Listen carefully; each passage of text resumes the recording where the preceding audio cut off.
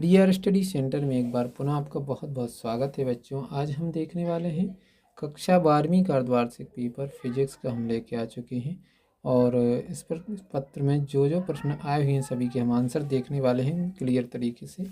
ठीक, तो चलिए देर न करते स्टार्ट करते हैं। आप यहाँ पर देख सकते हैं ये जो पेपर कोड है इसका 1206, ठीक 1206 इसका पेपर कोड है और यहाँ पर आप देख सकते हैं सब्जेक्ट फिजिक्स, ठीक भौतिक शास्त्र, हिंदी और इंग्लिश मीडियम दोनों के लिए यही प्रश्न पत्र है। ठीक, इसके बाद जो पहला प्रश्न है इसमें पहले प्रश्न वैकल्पिक प्रश्न पूछे गए हैं, जिसका पहला है किसी तार का विशिष्ट प्रतिरोध निम्नलिखित में से किस कारक पर निर्भर करता है। तो इसका जो सही जवाब है वो है तार का पदार्थ। ये आपने शायद सही किया होगा। ठीक, आगे की तरफ चलते हैं। तो अगला है एक प्रोटॉन पर न्यूनतम आवेश होता है।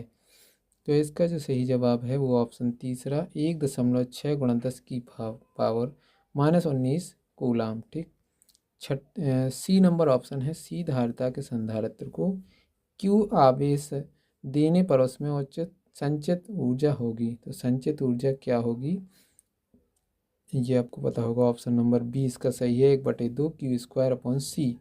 ठीक, आगे की तरफ बढ़ते हैं और चलते हैं तो देखते हैं यहाँ पर ऑप्शन नंबर डी में एल लंबाई की एक पतले दंड चुंबक का चुंबकीय द्विध्रुव आघूर्ण एम है। इसे एक अर्धवृत्ताकार चाप में मोड़ा जाता है। नया चुंबकीय द्विध्रुव आघूर्ण होगा। तो इसका जो सही जवाब है ऑप्शन नंबर चौथा 2m/π। ई नंबर देखिए, ई नंबर में है एक धातु की सतह पर जब 6 इलेक्ट्रॉन वोल्ट ऊर्जा के फोटोन गिरते हैं तो प्रकाशिक इलेक्ट्रॉनों की अधिकतम गतिज ऊर्जा 4 इलेक्ट्रॉन वोल्ट होती है। ठीक, तो प्रतिरोधी जो विभव है वो क्या होगा। तो इसका जो सही जवाब होगा ऑप्शन नंबर दूसरा 4 वोल्ट। आगे की तरफ चलते हैं। शुद्ध संधारित्र युक्त प्रत्यावर्ती परिपथ में प्रवाहित धारा एवं वोल्टता के मध्य कालांतर होता है। तो वोल्टता के मध्य और है ना प्रत्यावर्ती परिपथ में प्रवाहित धारा के बीच जो कालांतर होता है वो होता है π/2। आगे चलते हैं। रिक्त स्थान पूछे गए हैं दूसरे प्रश्न में। तो इसका जो पहला प्रश्न है विद्युत क्षेत्र की दिशा में चलने पर विभव खालिस्तान होता है। तो विद्युत क्षेत्र की दिशा में चलने पर विभव कम होता है। क्या भरना था पहले में, कम होता है। अगला है गतिशीलता का ऐसा मात्रक है। तो गतिशीलता का ऐसा मात्रक मीटर² / वोल्ट सेकंड। ठीक, इस प्रकार से आपका हो जाता है। फिर है जल के भीतर वायु का बुलबुला परिवर्तनशील विद्युत क्षेत्र खालिस्तान धारा उत्पन्न करता है। तो कौन सी धारा उत्पन्न करता है आपका विस्थापन, है ना, विस्थापन धारा उत्पन्न करता है। आगे चलते हैं।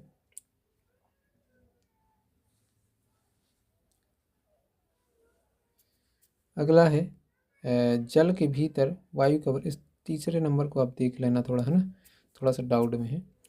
तो जल के भीतर वायु का बुलबुला खालिस्तान लेंस की भांति व्यवहार करता है। तो अवतल लेंस की भांति व्यवहार करता है। अल्फा कण खालिस्तान परमाणु का नाभिक होता है।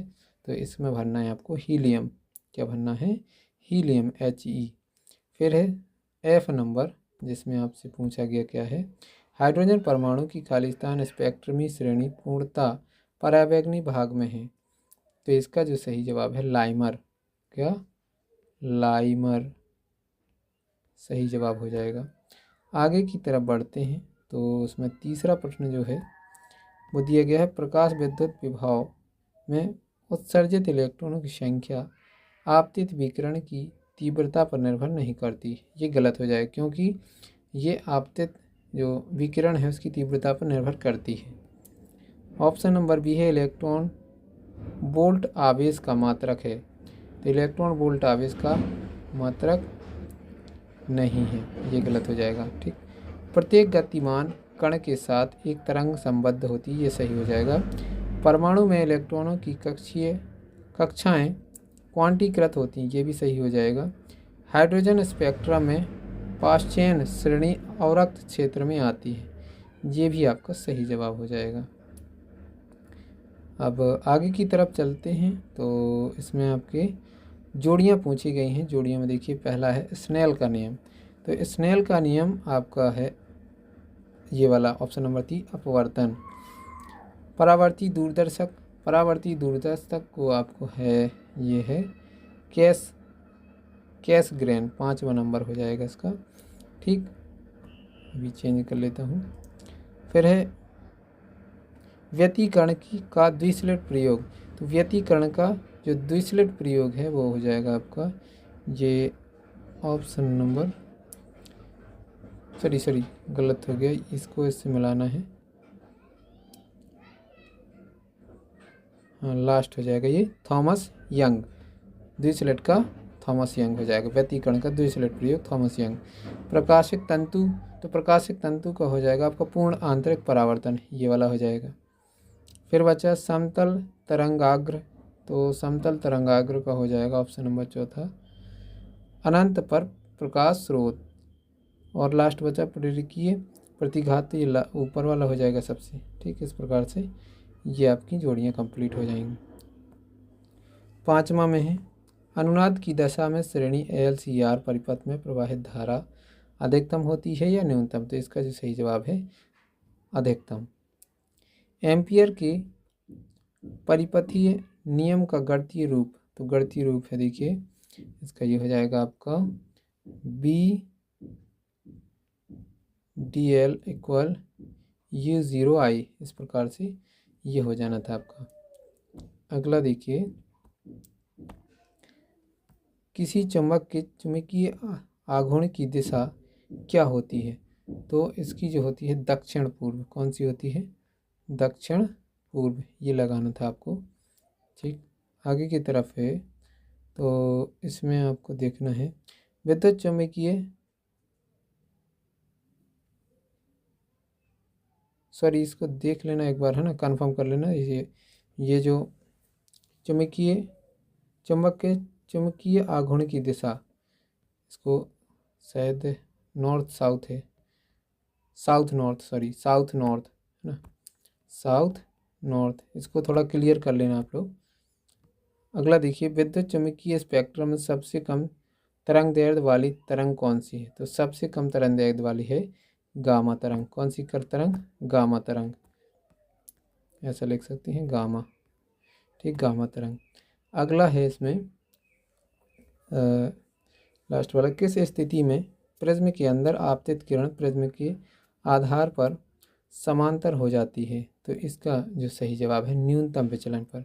कौन से विचलन पर? न्यूनतम